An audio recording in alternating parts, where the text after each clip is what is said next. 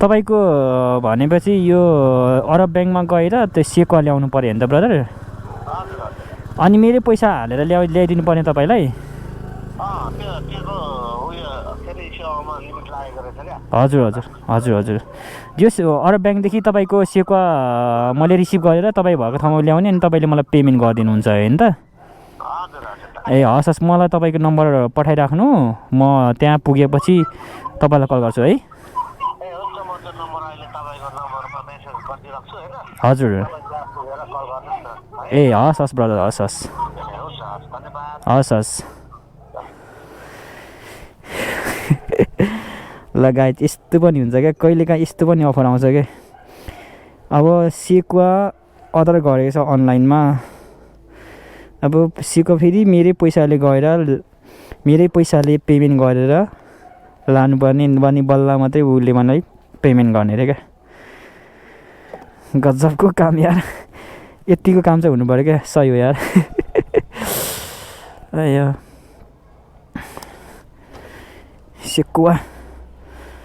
Sekuwa corner जानु पऱ्यो नि त म, अरब ब्याङ्कको सेकुवा कर्नर।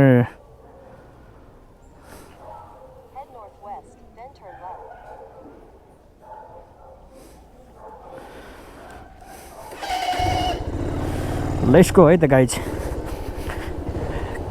हामी सेकुवा लिन जाँदैछौँ। अनलाइन अर्डर परेको छ सेकुवा लिन,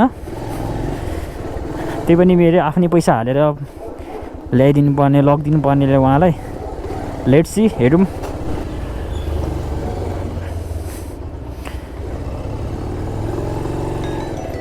तपाईँलाई उहाँले कल गरिदिनु भयो? कल गर्नुभयो उहाँले?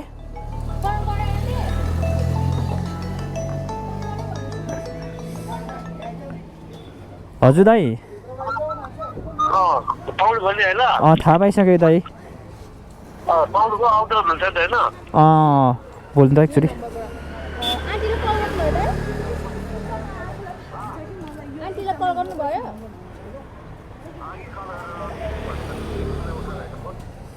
पेमेन्ट गर्नुभयो?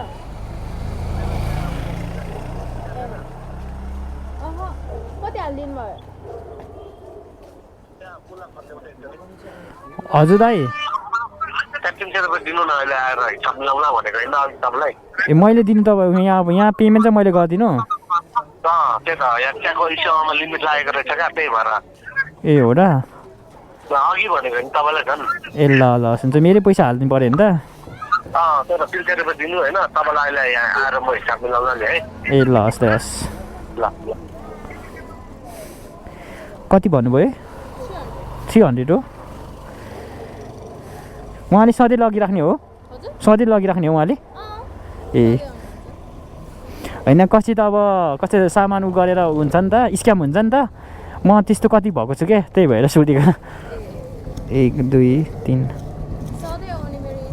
ए तपाईँको कस्टमर हो? इलिन त 300 छ ल।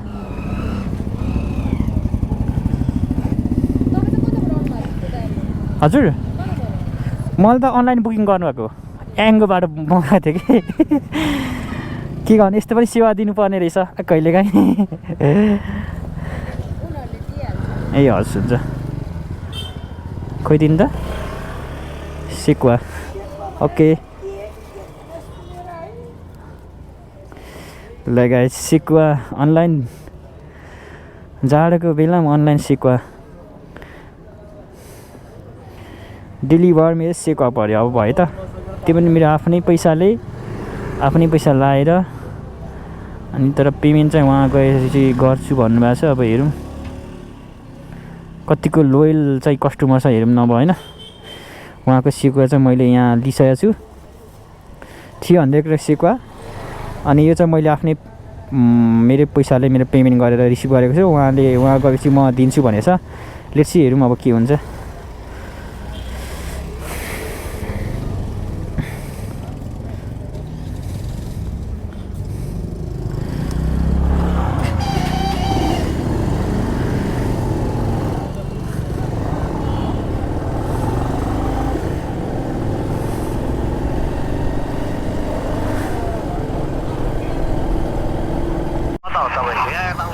ए लोकेसन चेन्ज गरिदिनु भएको छ त नि यार।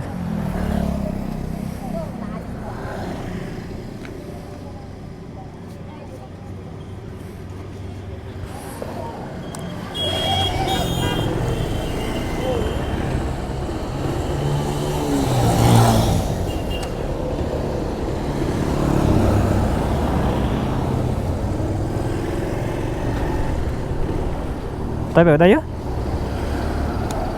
यो तपाईँको सिकुवा सिकुवा तपाईँको भयो होइन लोकेसन छ हैन यो बहिनीलाई उतासम्म पुर्याउने हो क्या कहाँनिरसम्म त्यहाँ जोरपाडी तल त्यही त दोकान डबल लोकेसन रहेछ गोटु नेक्स्ट गर्नु न म पनि राइडर नै हो ए हो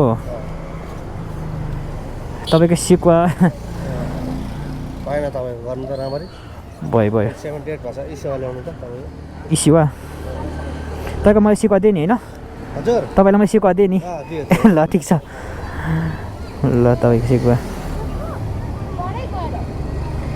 तिन सय रुपियाँ लिने होइन हजुर 300 रुपियाँ म यहाँ जहिले लिन्छु म पनि राइडर हो के ए 2-3जनालाई ल्याउनु लागिसक्यो अनि ए लोकेसनै थाहा पाउनु भएन ए यहाँ हालिदिनु त है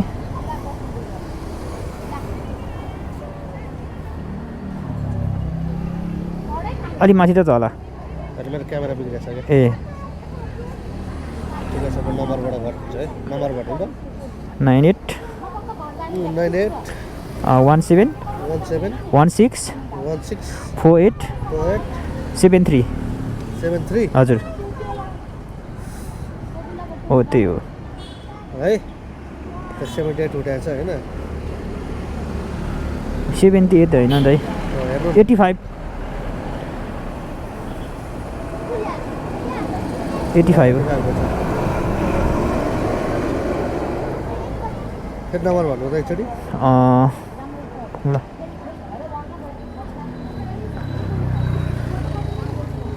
98 9 पख नि त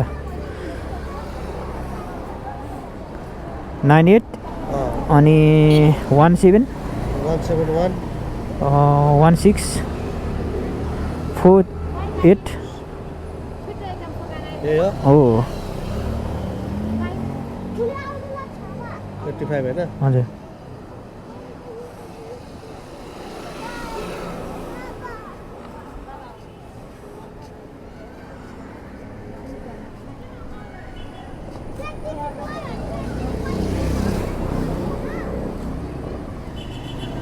हेर्नु त आयो बस थ्याङ्क यू बस ल ए उहाँ फेरि उतै छोडिदिने है उहाँ छोडिदिने परतिर यो त लोकेसन चाह त्यही छोड्नु ए ल हस् हस् ल है जाउँ ल भोलि अब के पढेन अब भोलि एक्जाम राम्रो त्यो नजिक 1 किलोमिटर पनि छैन हुन्छ हुन्छ सर्टकट बाटै जानु न मेन रोडबाट गएर लामो पर्छ सर्कलबाट जाने हो च्याप्पा समात है अङ्कललाई ल कतिवटा टार्गेट हो ब्रो मेरो मेरो आज त कमै रहेछ सन्डे भएर होइन शनिबार भएर शनिबार हुँदैन नि म नि आज छुट्टी पर्छ ए हो पानी पनि पऱ्यो होइन शनिबार ननिस्केकै ठिक हो क्या है ल ल ठिक ल भगर तपाईँ हजुर ल है हस् सरसरी नगर कहाँ नजिक भन्नु त वेलकम पार्टी प्यालेज वेलकम पार्टी प्यालेज कता माथिबाट यता जाने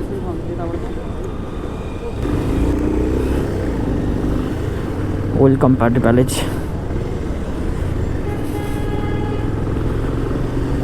तपाईँको यो भिकुटी चोक पुग्नुपर्छ चोक भनेको के सरसरी नगरको हो क्या A1 क्याबको साइडमा अनि वेलकम पार्टी प्यालेज त्यति मात्रै थाहा भयो इवन पार्टी प्यालेज ए ल ल थाहा भयो मलाई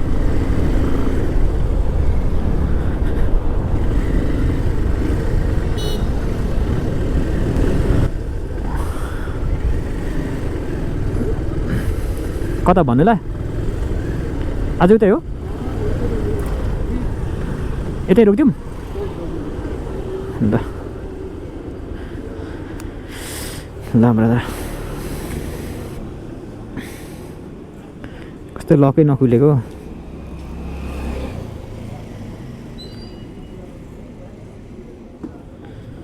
ऊ चाहिँ 90 रहेछ 90 उठेको छ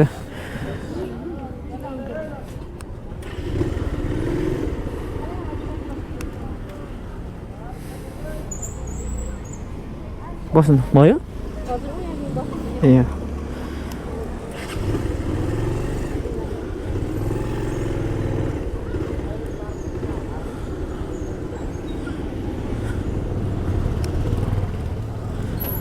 बस्नु बस्नु हजुर खैले त म क्याच गर्छु ए हस् हुन्छ हुन्छ इसामा आउनु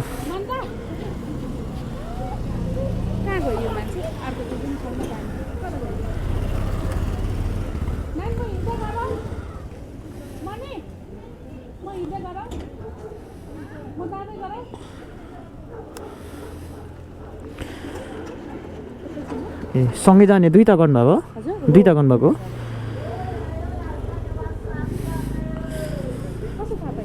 हजुर ए दुईवटा गर्नुभयो भनेको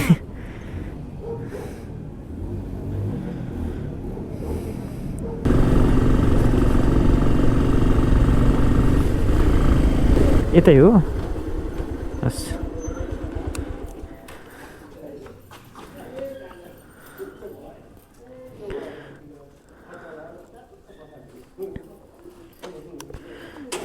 हजुर तपाईँको 70 रुपिज 70 रुपियाँ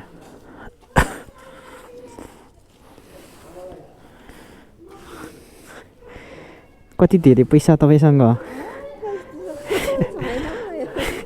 हस् थ्याङ्क यू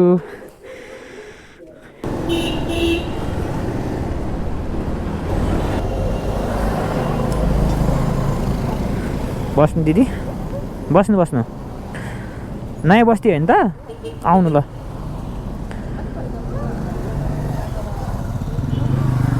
बस्नु बस्नु भयो दिदी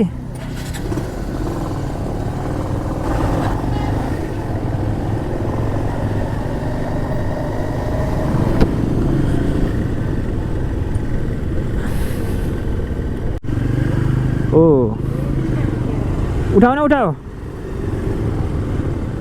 उठाउ न उठाउ यार उठाउ न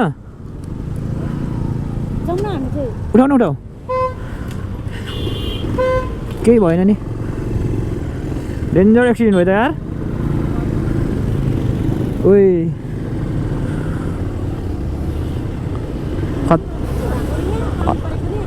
अन्त खतरा एक्सिडेन्ट भयो त यार अब